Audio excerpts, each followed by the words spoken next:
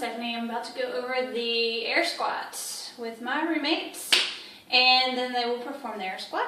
So, in an air squat, we want to make sure that we are activating our glutes and our hamstrings. A lot of times when we squat, we activate our quads due to leaning forward and not going below parallel. So we want to make sure that we are going below parallel, and what that means is just dropping the hips back and down, staying in your heels and coming below this parallel line, which is your knees, coming beyond a 90-degree angle, and there is a hip crease here. Very important, we want to make sure that we're standing about shoulder width apart and that we are keeping the weight in our heels. So as we squat down, to test whether we're keeping our weight in our heels, we want to wiggle our toes. Also, when we're in this down position, I often tell people to hold their arms out.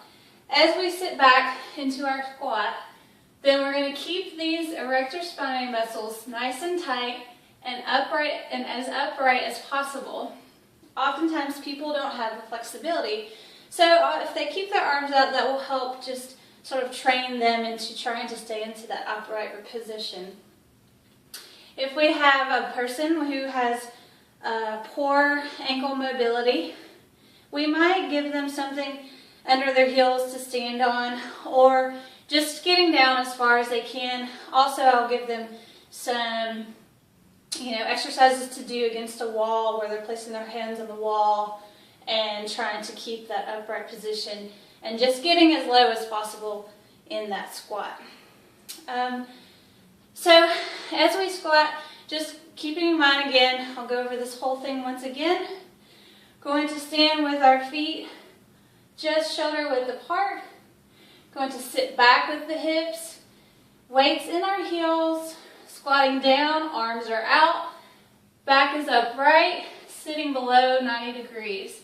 As we come up, we want to keep our knees out, and so we may turn our toes slightly outward. We're going to try to keep the knees from caving in like this, pushing the knees out, and coming up like that. Thank you much. And now the roommate and her boyfriend will be performing the squat. How would you squat normally if I had no instruction given to you? Go. Okay.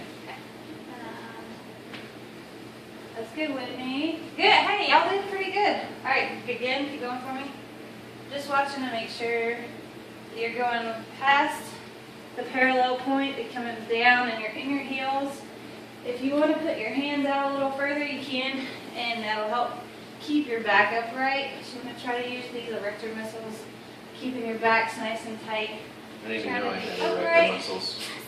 Again for me.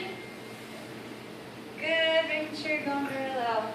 Hey, you know what? You guys look pretty good. Can you do a bad squat for me? Yes.